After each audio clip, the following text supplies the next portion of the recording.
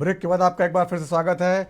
बहुत खुशी खबर है, उत्तरकाशी टनल में फंसे हुए 41 मजदूर बाहर निकाल लिए गए हैं। सब सकुशल निकले हैं और उनको इलाज के लिए अस्पताल भेजा चुका है। खुद सीएम धामी ने सबकी अगवानी की, सबका हाल चाल पूछा।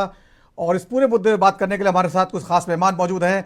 बीजेपी प्रवक्ता कैप्टन आई सिंह भदौरिया साहब हैं, कांग्रेस के प्रवक्ता राज शर्मा जी हैं और राजनीतिक विश्लेषक के तौर पर आनंद त्रिपाठी हैं। सबसे पहले मैं बीजेपी प्रवक्ता कैप्टन भदौरिया के पास आना चाहूंगा। कैप्टन भदौरिया, कितनी बड़ी उपलब्धि है, इतना बड़ा ऑपरेशन चला और राज्य सरकार ने भी और केंद्र सरकार ने भी बहुत कोऑर्डिनेशन से काम किया और पूरे देश में खुशियां आखिरकार लौट आई।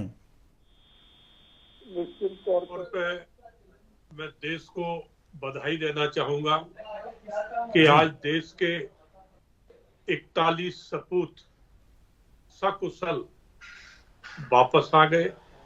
इनके साथ पूरे देश की आशाएं जुड़ी हुई थी और मैं धन्यवाद प्रधानमंत्री मोदी जी को, केंद्र की सरकार को और उत्तराखंड की सरकार और सबसे विशेष पुष्कर सिंह धामी को, जो पल पल उन्होंने वहां गुजारा है, कैंप करके रहे, इसी तरह से उन्होंने यहाँ कोई बात की कमी नहीं आने दी।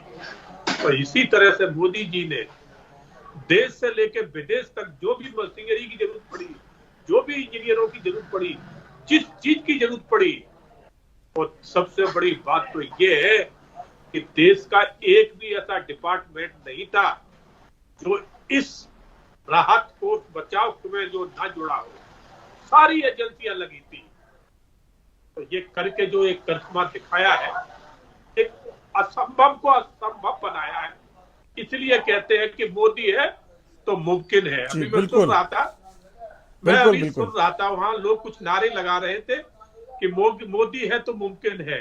तो आज ये सत्य हो चुका है, ये जाहिर हो चुका है कि मोदी है तो हमारे देश के नागरिक कहीं भी हो, किसी हालत में हो, उसका बाल बाका नहीं होने देंगे, चाहे वो रसिया यूक्रेन का युद्ध। तो इस वक्त मैं आपको रोकता हूं। इस वक्त नितिन गडकरी कुछ कह रहे हैं। एजेंसियों ने और राज्य सरकार के एजेंसियों ने और सभी हमारे